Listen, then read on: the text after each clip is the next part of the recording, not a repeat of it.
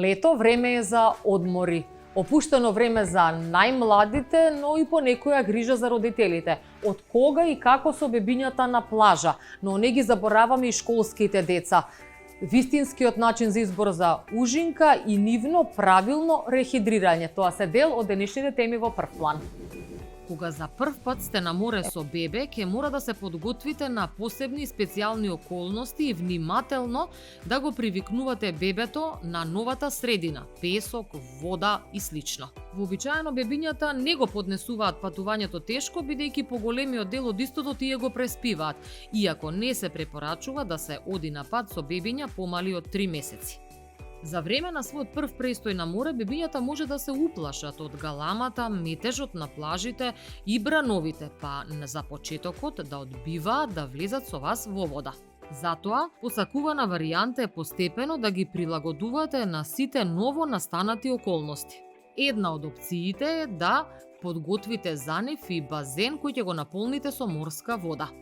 Она што е исклучително важно кога сте за прв пат со бебе на море е да не го изложувате на сонце, но и да не го оставате бебето само без родителски надзор покрај брегот, иако станува збор за плитка вода. По престојот во солена вода, нежната бебешка кожа треба внимателно да се измие, а потоа по потреба да се намачка и со заштитна крема. Иако советите на стручните лица велат дека не е препорачливо бебето да се бања во море ако е помало од 6 месеци. Пливањето секако е еден од најдобрите спортско-рекреативни активности за бебето и децата. Влијае на нивниот развој, а бањањето за нив представува вистинско уживање, без разлика дали се на базен, море, река, езеро. Со оглед на тоа дека бебињата се уште немаат контрола врз своите физиолошки процеси, односно одењето во тоалет, постојат и еднократни пелени наменети токму за бањање. Задолжителна е мини аптеката која треба да содржи антипиретици, пробиотици и витамини кои детето ги прима и кога не е на летен одмор. Од заштита, задолжителна е онаа на главата, шешир, потоа облека против УВ зраците и обилените играчки на бебето, како глодалки, цуцли и одредени останати работи со кое тоа секојдневно се занимава. И како што ветивме, во прв план изнесуваме, ставаме актуелни теми. А што е поактуелно во летниот период сем плажите, одморите, морето, езерото, планините. Ама некако кога ќе подразмислиме дали е предизвик да се оди со нашите најмали на летен одмор, ќе се подзамислиме колку тоа подразбира и жртва во однос на самото пакување, а потоа сето тоа може би да не заврши онака како што сме очекувале со еден пријатен одмор. Дали име место на бебињата на плажата? Затоа беше оваа најава. Денеска ќе разговараме со специјалист педијатар, доктор Сања Цилевска-Младеновска, токму на оваа тема. Од која возраст бебето е пожелно да се дружи со нас на плажите?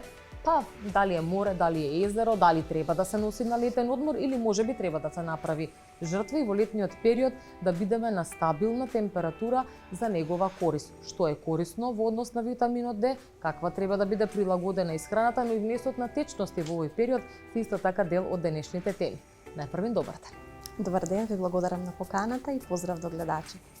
Зборуваме за една тема која можеби е зборувана, ама секогаш е актуелна, затоа што мајки по прв пат имаме секоја година во секоја сезона. И сега дополнително ја издигнуваме оваа тема токму поради летните одмори, бидејќи ваквото УВ зрачење и овие температури кои ги имаме посебно ова лето не се шега за нежната бебешка коса. И кожа, па и коса, да. Доктор Сања, се наметнува прашањето од која возраст е пожелно бебињата да не дружат на летните одмори, независно ете плажа, море, езеро, планина, како тие го поднесуваат патот во автобус, автомобил, па и авион, бидејќи некои дестинациите се и такви за превоз. И дали постои некоја граница од која може да кажеме сега не треба, сега е побезбедно? Така да, секако овој период е период на одмори и самите родители, посебно мајките кои што во претходниот период биле бремени, па исто така се пазеле, можеби и не оделе никаде. Сега се појавува просторот нели за летен одмор и тие нели психолошкиот момент имаат потреба да ја сменат рутината, монотонијата. бебето во првите месеци од животот бара една монотонија, која што родителите тешко ја поднесуваат и има потреба да се отиде некаде, да се смени дневната рутина. И тоа и не е толку страшно, сепак за безбедно патување на едно бебенце се препорачува возраст околу 3 месеци. Значи пред тоа не се препорачува едно бебе да патува подолго време, баш заради тоа што се уште нема поставено контрола на главчето и вратот, затоа што се чести оние забрзувања со возилото. Исто така веројатно и знаат повеќето родители дека бебињата додека не проводат стабилно се возат спротивно од правецот на движење, значи свртени со грбче према правецот на движење, така да во тој период не се препорачуваат подолги патувања. Веќе после 3-месечна возраст може бебенцето да патува неколку сати, меѓутоа со паузи, значи не се препорачува хранење доање во возило додека вози, значи се препорачува тоа да биде надвор на свеж воздух, да не се прегреаниот автомобил исто така може да има влијание, така да со паузи може да истрпи подолг пат од 5-6 часа, веќе бебе над 3 месеци. Сепак идеално е, затоа што ние педиатрите често викаме дека бебето не е возрасен во мало, како што сакаме да некој да го гледаме тоа. Бебето си има своји специфики. Првата година од животот е време кога бебето се прилагодува од оној интраутерин живот на надворешните услови и органите доживуваат сите органски системи своја матурација. Значи кожата кај бебето е недоразвиена, бубрезите се недоразвиени, постојат моменти кои што и органи кои што побрзо се развиваат и ја достигнуваат својата зрелост и органски системи кои што побавно ја достигнуваат својата зрелост и во тој период се препорачува внимателно, дозирано да се прави секоја промена во рутината на бебето. Веќе спомнавте еден дел од она што треба да биде наше следно прашање. Секако дека хидратацијата е многу битна, бебето губи дополнителна течност преку својата кожа, испарување и потење, иако тие се мали, сепак и тие се потат на вакви температури. Што правиме со внесот на течност и дали има разлика од бебињата кои дојат и бебињата кои внесуваат аде млеко? Односно адаптирана формула. Прво да напоменеме дека бебињата се многу склони на дехидратација, многу посклони од поголемите деца и возрастните. Причините за тоа се неколкократни. Бебињата имаат поголем процент на телесна вода во однос на возрастните, значи имаат некаде 80%, споредено со возрастен кој што има 60% од телесната маса отпаѓа на телесна вода. Исто така тие имаат голема површина во однос на телесната маса и самото тоа доведува до поголем губиток на течности преку онаа невидлива перспирација.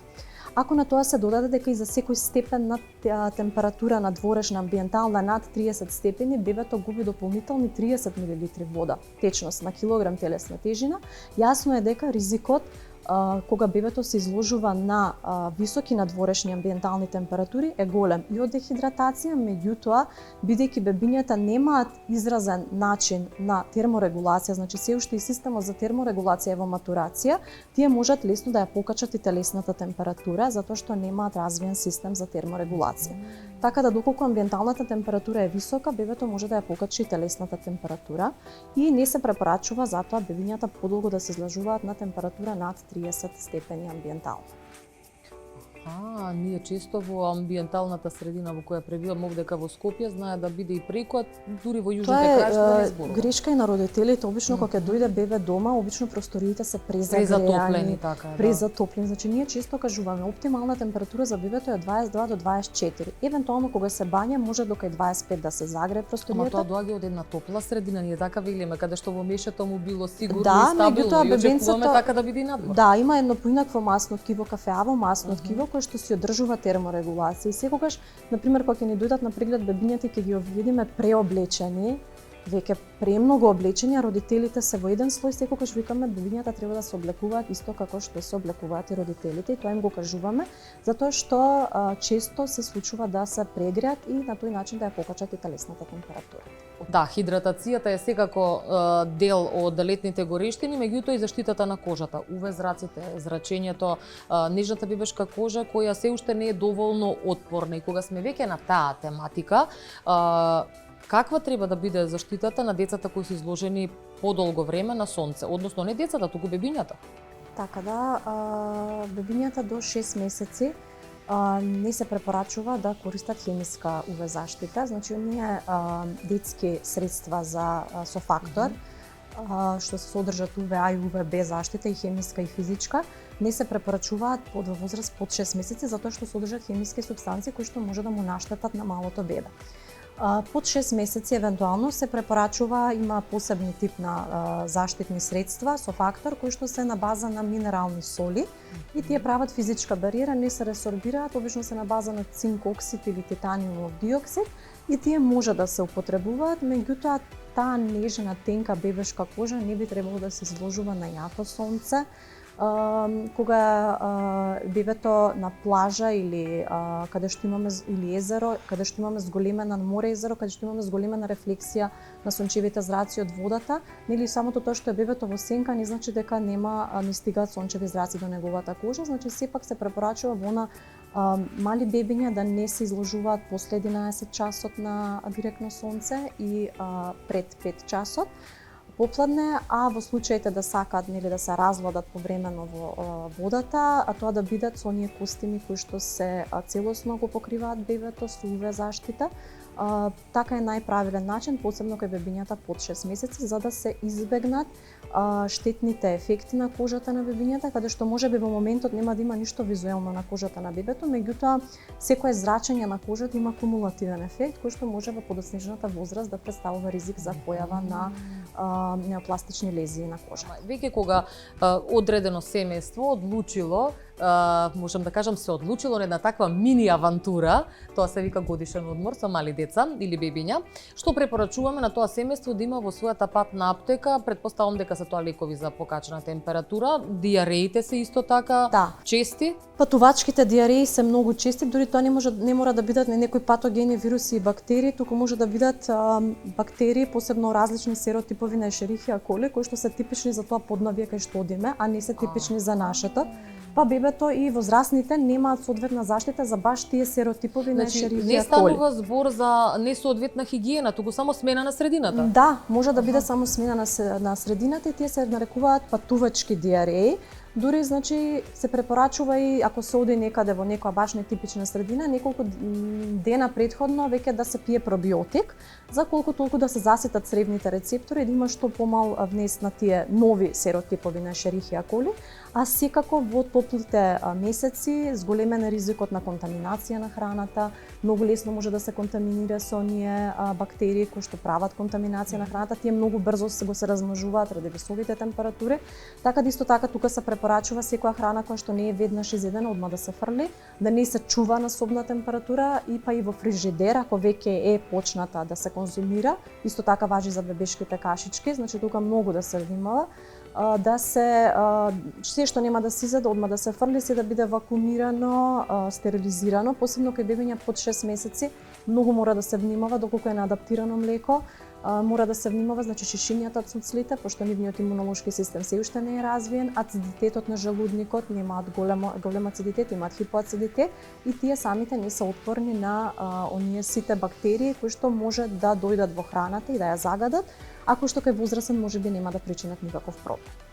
Јасно, да, ова е добар совет за сите родители за што помирно лето. А што ги советувате родителите кои ќе дојдат кај вас или веќе ви се јават и сака да го изложат своето бебе на плажа? Дали треба да биде голо, дали треба да носи пелена или специјални гакички за пливање? И само да разграничиме што подразбираме под терминот бебе, од до која возраст ги третираме бебињата? Па ние во педиатријата имаме неонатална возраст, тоа е до 1 месец старост, кога бебето е новородено. После тоа, од вториот месец до годинката е доенче за нас, значи бебе кој што цица или неадаптирано, се едно, тоа е доенче, тоа е периодот на адаптација на бебето, кога постепено од бебе станува мал човек.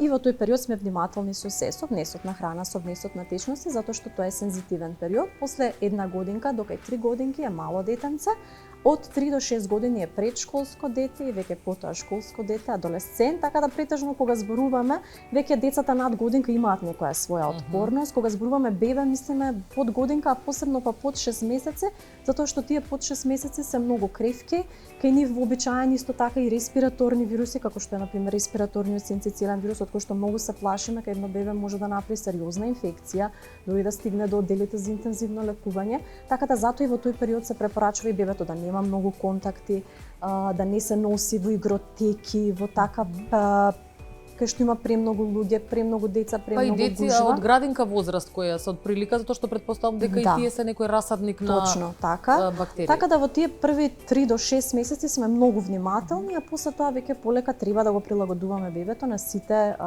агенси и алергени и бактерии кои што нормално се функционираат во средината, да се прилагодува постепено на сите тие нокси. Ние имаме многу теми и подпрашања на се ова што е актуелни летниот период, со оглед на тоа дека треба да го испочитуваме времето кое ни е одстапено. Само за крај на овој разговор, суплементацијата во летниот период. Ние живееме во Македонија на позиционирана на еден јужен регион, така да кажам. Сите сметаме дека сме блиску до Медитеранот, меѓутоа некои последни статистики се малку поразителни во однос на витаминот Д. Ние сме нација која, иако има премногу сончеви денови, во текот на годината имаме недостаток од витамин Д. Што е со суплементацијата кај најмалите кога во прашање овој витамин и како тие летно време треба да го добијат истиот преку сончење, во кои периоди и дали и тогаш треба да имаме дополнителен влест, орален претпоставувам? Така, да, се препорачува орална суплементација, посебно кај доени бебиња, со витамин Д од 400 интернационални единици на ден. И тоа се препорачува и во летните и во зимските месеци кај бебиња до 1, а според новите препораки кај бебиња до 3 годишна возраст.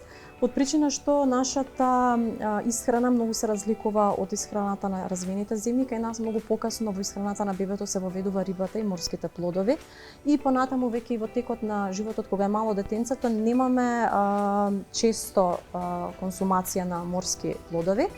Така да се препорачува во секој случај до 3 годишна возраст бебето и детето да се суплементира со Д витамини во летни и во зимски месеци, а после 3 годишна возраст ние велиме од ноември до март, мада тука се зависи нели колку ќе биде сончево, под услов ако детето редовно си игра на сонце, сепак не во најтоплиот период, значи ресорбцијата на витамин Д е подеднаква и во утринското сонце и во попладневното сонце. Секако не се препорачува изложување на бебето и на детето мало кога е UV-зрачењето високо во оној најтопол период од денот. Да, ма тоа значи дека тогаш не ни треба заштитна крема, него треба да биде кожичката. Не, може да се користи заштитна крема, да, затоа што не се одбива цело UV-зрачење. Доволно е тоа зрачење кое што се ресорбира, доволно е за трансформација на витаминот Д во неговата активна форма.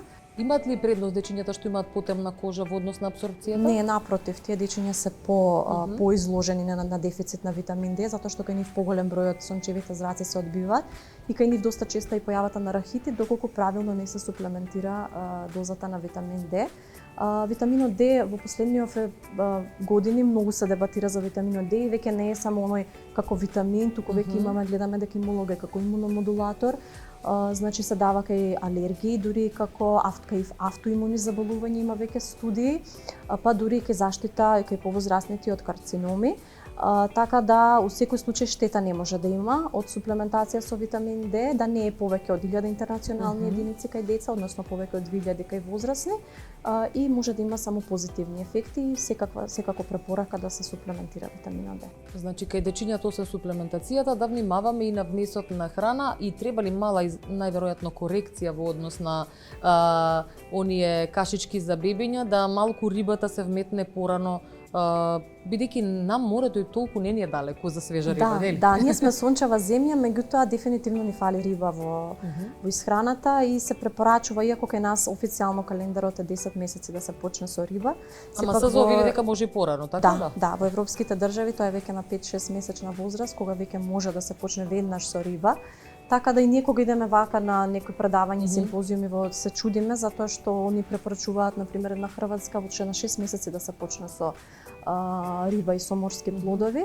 Меѓутоа сето тоа знаеме дека рибата и морските плодови има ризикот дека може да бидат контаминирани со тешки метали, уловаш риба, така да пак тоа треба да биде некој органски избор на морска храна, кој што кај нас тука тешко е достапен и веројатно таа причина ја ставаме рибата малку покасно, за да тие токсини колку толку немаат толку влијание кога во моментот кога мозочето најмногу се развива.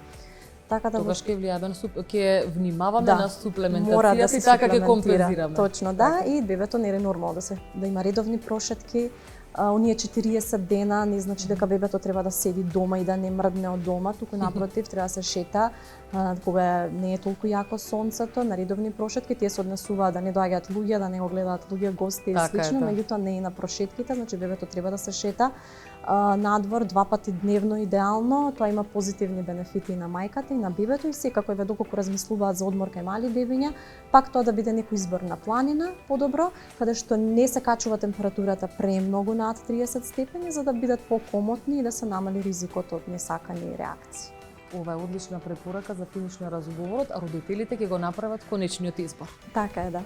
Ви благодарам уште еднаш за денешното одвоено време. Со вас имаме секако многу теми, па до следната прилика. Поздрав вас, благодарам и на вас, поздрав до сите гледачи.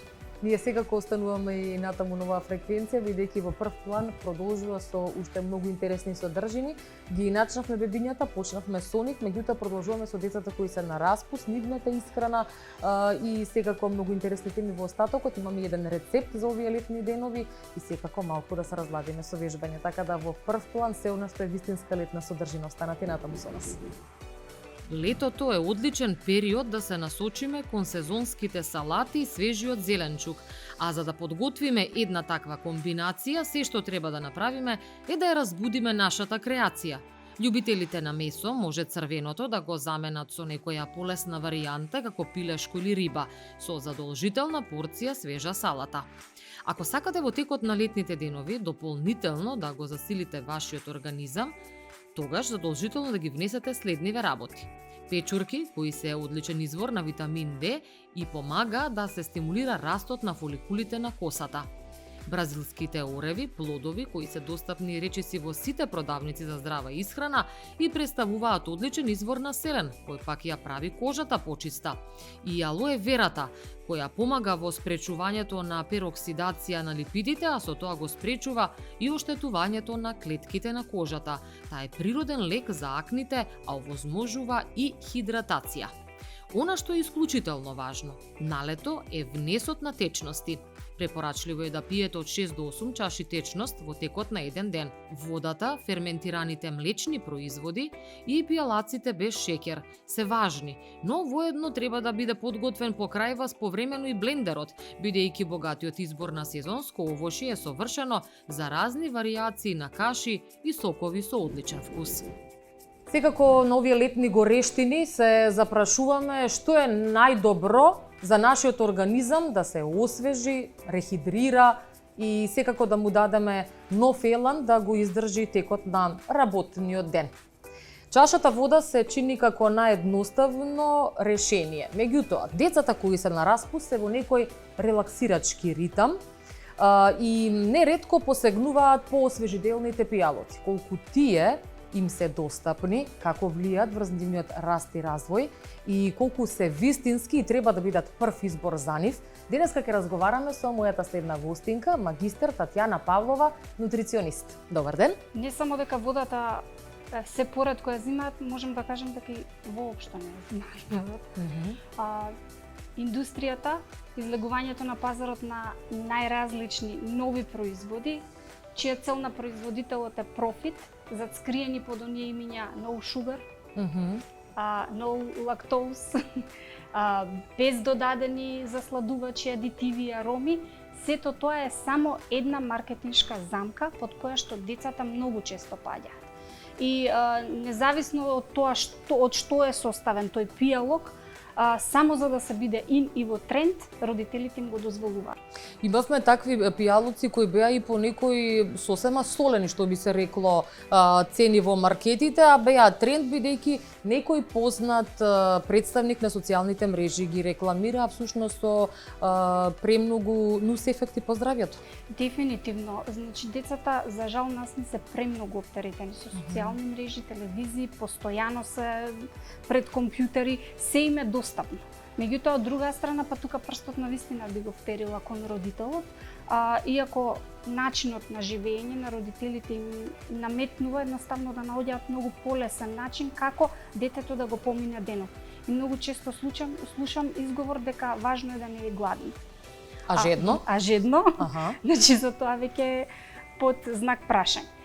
Што значи трендовските пијалоци, што ќе ги кажам, навистина се преполни со шеќери, кои што се под зацкриени имиња, кои што после тоа се преполни со бои, ароми и така натаму. Значи во пијалокот да ако делува не атрактивно, така свежо. Атрактивно, да, точно. Значи како што на почетокот почнав, сето тоа е само профит и цел да се продаде повеќе и што полесно да се наметнеме на пазарот доколку сме компанија која што произведува одредени такви производи, но никогаш не размислуваме кои се последиците. Па после тоа се чудиме зошто дебелината кај децата е толку развиена, зошто хиперактивноста е толку развиена, зошто децата немаат сон, особено додека се на летен распуст, тие знаат и по цела вечер да бидат активни и така натаму. Аха, значи дека влијание колку сме внеле непотребна содржина на јагле и хидрати влијае врз сонот на децата. Дефинитивно, значи јаглените хидрати физиолошки секое тело си има време кога треба да ги консумира. Па би кажала дека веќе попладневните и вечерните часови не се добра опција за избор на јаглени хидрати. Сега би сакала тука да ги објаснам, јаглените хидрати не се па нешто што треба да го тргнеме од исхраната. Само да, тоа ќе го објасниме сега во наредните минути. Јас како мало дете се поставам сега во ситуацијава, бидејќи тешко кој може и од возрастните, колку ние да внимаваме на линијата, да оддоле и на тие нешта кои ете не заблажуваат, нели лето е опуштени сме, па сите сакаме и да се освежиме и да се заблажиме. Ама имаме сосема доволен избор на свежи овошја кои може да ни го дадат истото, например една лубеница е одличен избор 2 во 1. Ама кога се во прашање децата, ние како возрастни можеби никогаш и ќе се сепнеме што да земеме. Ама детето најверојатно дека прв избор за заблажување повторно ќе биде нешто што е од индустријско потекло. Ајде тука па ќе ги се вратиме повторно на внесот на јаглехидрати околу заблажувањето. Околу заблажувањето. Тука би кажала дека првенствено се навиките во исхраната. Доколку детето има навистина балансирани оброци, не верувам дека ќе има потреба од така наречени брзи шеќери. Значи, јаглените хидрати ги делиме во неколку етапи, значи имаме прости, сложени јаглени хидрати, диетални влакна, исто влегуваат во групата на јаглени хидрати. Но она што му е потребно на секој човек, особено и во детската возраст, кога велиме дека сме во интензивен раст и развој, кога промените значи од година во година се повидливи, тука особено треба да обрнеме внимание каков тип на шеќери даваме. Додека конкретно енергетските пијалоци кои што ги спомнавме се преполни со брзи шеќери и од тука се тие нуспојави. Што подразбираме под добро избалансиран оброк, кога веќе го споменавте, ете за едно дете во раст и развој? Што значи тоа? Што да содржи сега? Не можеби во грамажа, меѓутоа ете некоја насока за родителите, што да остава додека се на работа дома, детето да може да посегне за да го помине денот со здрави навики. Кога станува збор за балансиран оброк или балансиран начин на исхрана, прво велиме дека треба да имаме 3 главни редовни оброци и 2 ужинки. Значи, што треба да Ама во тој распоред значи дека треба да имаме редовен сон за детето да го фати тој циклус. Доколку ние правилно го храниме телото и нашите хормони правилно ќе се хранат. А во вечерните часови, ако знаеме дека нас ни е потребно лачење на мелатонин, а тоа можеме да го поттикнеме со одреден начин на исхрана и со храна која што го поттикнува тој хормон, детето не би имало проблем со сон. Значи, проблемот во ситуацијава е се нередовната физичка активност, нехидратацијата и внесот на вишок прости шеќери кои што се акумулирани, едноставно тоа е како гориво. Ако на возилото му додаваме ние гориво, а тоа не се вози, не се троши, каде ќе оди? Ќе се складира? Мораме да го сватиме едноставно така процесот, дека се што е вишок, телото, ако не го троши, ако не го исфрла, некаде го складира. Од кога се создаваат навиките за здрава исхрана кај децата? Некој ќе каже од најмала возраст. Вие не можете на некое 6-месечно бебе кое сега се уште ги осознава нештата околу себе, ги пробува вкусовите. Меѓутоа ете некоја возраст кога детето се смета дека е свесно да знае да одбере здрава исхрана и што е добро за неговиот организам. Па и ја би се служила дека од најрана возраст. Добро. Значи, како што се грижиме за едно бебе кога ќе премине на орален начин на исхрана покрај мајчиното млеко, така треба за децата да се грижиме и во текот како растат. па и во првите почетоци во градинка и така натаму. Секогаш треба да се грижиме дали детето консумирало храна, каков вид храна во градинка и врз основа на тоа ние да ги избалансираме оброците до крајот на денот. Јас, кога станува збор за детство и адолесценција, секогаш прстот го вперувам во родителите. Дефинитивно, сликата, начинијата на детето е копија на онаа слика која што ја има родителот. Што родителот јаде, дефинитивно и детето тоа го прифаќа. И заради тоа велиме, навиките стекнати во детство и адолесценција се продолжуваат во текот на животот и така понатаму. Значи, како се храниме од најмали нозе, така и во текот на животот. Летен период, актуелни се овие теми за освежување, актуелни се и плажите.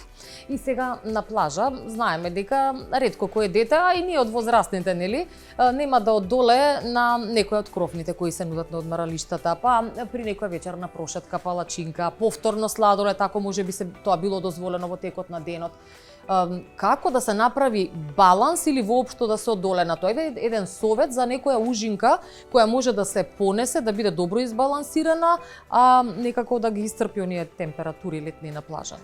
Па тука би кажала сезонското овошје. Значи, секогаш да имаме со нас сезонско овошје, бидејќи за среќа овошјето не само што содржи бои, витамини, минерали, сите оние бенефити за кои што велиме дека треба да се консумира, да не забораваме дека овошјето содржи вода. И не случајно велиме во летниот период и овошјето и зеленчукот да ја јадеме водата. Значи да се даде предност буквално на овошјата и зеленчуците кои што содржат вода. Убаво ја спомнавте лубеницата, ќе ја спомнам дињата. Цитрусните овошја точно во текот на целата година се добре дојдени. Да не ги заборавиме бобинките, значи малините, јагодите, капините изобилуваат со вода. Од друга страна содржат и диетални влакна кои што ние балансираат ситоста. Ние не сме навикнати, значи се почесто гледам дека на плажите не само сладка храна, значи тука да не ја заборавиме и солената храна. Се повеќе чипсови, се повеќе смоки, грисини и така натаму. Што е штетноста кај нив? Не само што содржат тие јаглени хидрати, тие содржат и многу голема количина на сол. А храна која што содржи повеќе од 5 грама сол, 5 грама велиме дека е препорачаната дневна за деца, општо за секоја општо и за возрастни. Да. Може би на гледачите да им доловиме отприлика во оние чајни или супени лажички, колку е тоа? 5 грама велиме една кафена лажичка. Една кафена лажичка е дневниот потребен внес за сол, да. Значи сето тоа распоредено по оброци. Додека една голема лажичка... кога вие зборувате, јас веднаш си размислам колку јас ги пресолувам оброците дома и салатите, да, така отприлика доаѓа. Така, плюс додатен внес некој на такви солени грицки, тоа веќе многу надминуваме над лимитот. Солта нас ни го дехидрира телото, а на овие горештени што ни треба хидратација. Од друга страна имаме и задржува и водата, нели? Задржува и водата, точно. Делува на пулсот. Значи особено па и популација, независно што разговараме за деца сега, популација со кардиоваскуларни заболувања, тоа како треба да внимава на количината на сол. И во овој случај би кажала, значи сите тие солени гресини да се заменат со јаткасти производи. Да. Така значи, идеална комбинација е неколку јаткасти плодови со едно сезонско овошје. На дечињата на вистина добро дојдено ќе им биде. Од една страна ќе внесат сложени јаглени хидрати, кои што побрзо ќе ги заситат, а доколку побрзо нас некоја храна не заситува, подолго време трае во телото и автоматски енергијата нас не се продолжува. Нема да имаме скокови и падови на енергија. Да речеме да се осетиме полетни, па наеднаш да ни падне енергијата. Тоа значи дека сме консумирале храна со висок гликемиски индекс или храна сиромашна со нутриенти. Храната е она нешто што треба нас да ни дава постепена енергија во текот на денот. Истото се случува и со децата, не е ништо поразлично. И колку ние им даваме повеќе храна со попрости шекери, толку децата и ќе имаат се повеќе потреба од таква храна. Добро, интересно, се надевам дека гледачите, да, јас внимателно ве слушав и тие исто така. Века го спомнавме оној дел колку сол треба да се внесува. Сега би сакала на сличен начин да го објасниме и шекерот, бидејќи зборуваме за оваа категорија кога сега е на распуст. Еве децата од прилика од 7 до 13 години, која е препорачаната доза за внес на шекер во организмот? Нешто што во науката за храна постои се вели норматив за храна. И ова е навистина клучно и интересно прашање, доколку сите би почнувале од тука колку треба да внесам, ние би имале идеална нација. Нема ништо идеално, но да бидеме бар во рамките на пристојното и границите. Значи, децата со оглед на тоа што се во расти, развој, ги делиме и на категории. Значи, од 1 до 3 години едни се нутритивните потреби, од 2 до 4 други, од 4 до 6, па и така натаму, значи ги категоризираме на по 2 годишна возраст. Добро. Па тука би кажала дека не само што треба дневниот внес на јаглени хидрати да го ограничиме, буквално постојат нормативи кои што ги препорачуваме и по оброк и по ужина колку треба да се внесе. Бидејќи реков дека се во расти развој. Внесот на шеќери во текот на денот зависи од полот, од возраста, од развиеноста на детето, од неговиот генетски материјал. После тоа зависи од проценетиот нутритивен состав, доколку некое дете е покрупно за возраста, а имаме и некое понеразвиено дете.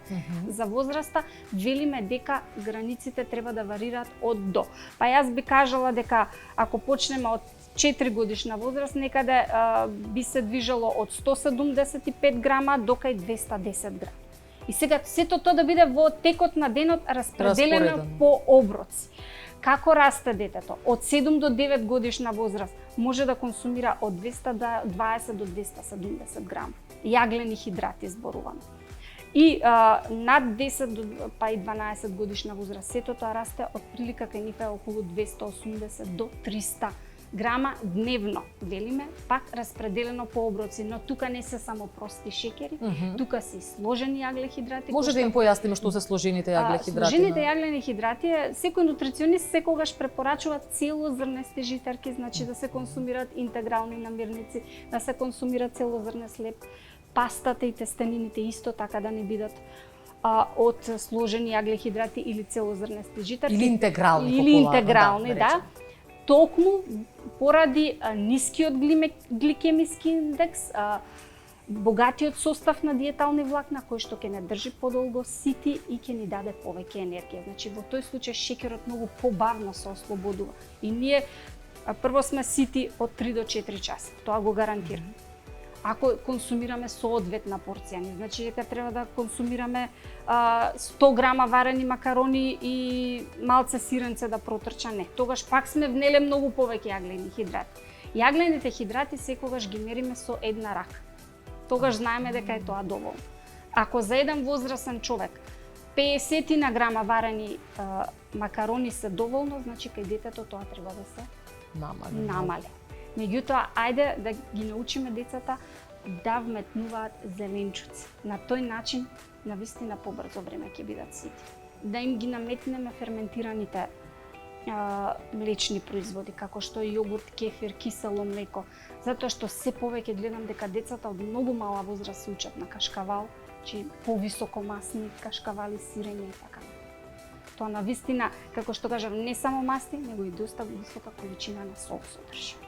Сол така и го прави дисбалансот на јаглехидрати.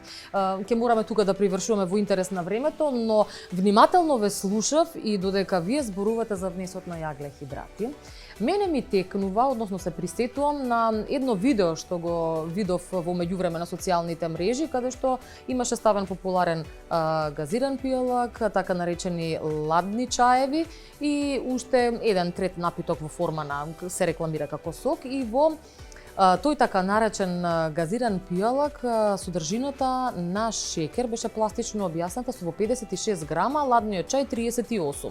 И сега вие кога зборувате дека дневниот внес на дете од 12 години околу 200 грама, значи дека повеќе од 1/4 преку пола литар од тој газиран напиток на потребниот дневен тој внесува.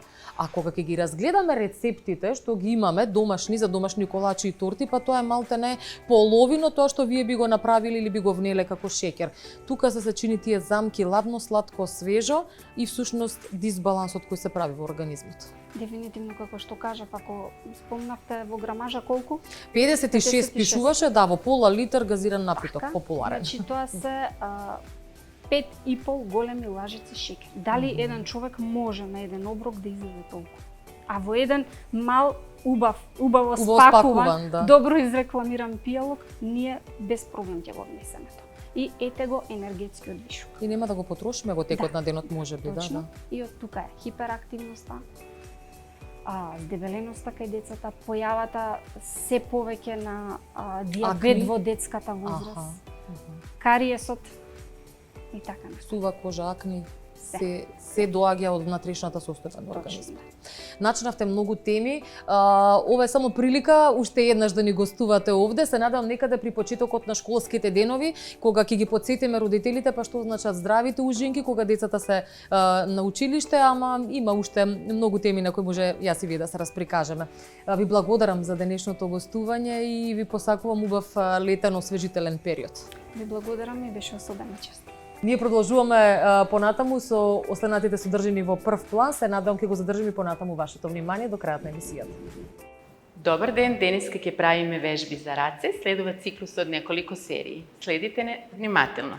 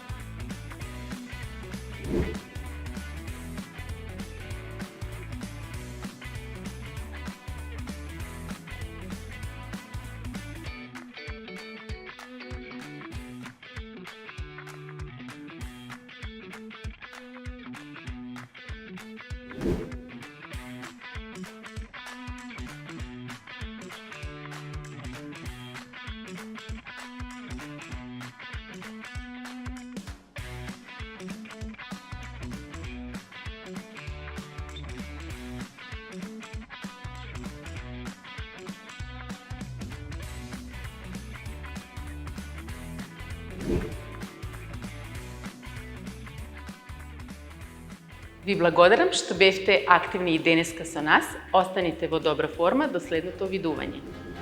Време и малку да се заблажиме по потрошената енергија денеска. За овој рецепт ќе ни се потребни оризови галети, може би благосолени или неутрални, какао, кекирики путер и денеска всушност главната состојка за да се добие оној така наречен јафа шмек ќе ја направиме со сладкото од портокал. Во садот најпрвин ќе ставиме 2 супени лажици кекирики путер.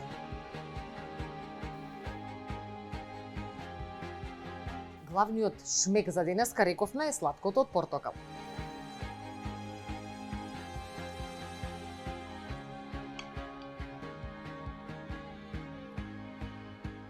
Воедно, сладкото од портокал ќе ни ја даде и блажината или сладкоста на овој рецепт.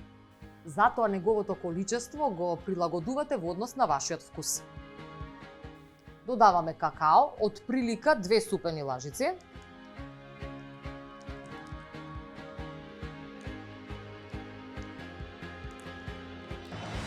И овие состојки внимателно ги поврзуваме. Добиваме кремаста смеса со вкус на чоколадо и портокал. Некогаш контрастите се навистина интересни, посебно во кујната. Сладко-солените вкусови или нежната фина кремаста структура на овој крем, надополнета со крцкавоста на галетите. Тоа е нешто што навистина едноставно се спрема и подготвува, а ги задоволува вкусовите на најпребирливите. Откако убаво ќе измешаме смесата, ќе мора да оди малку на ладење, за да можеме да ја формираме. Оладената смеса е подготвена за сервирање. Топчињата е една од наједноставните варијанти.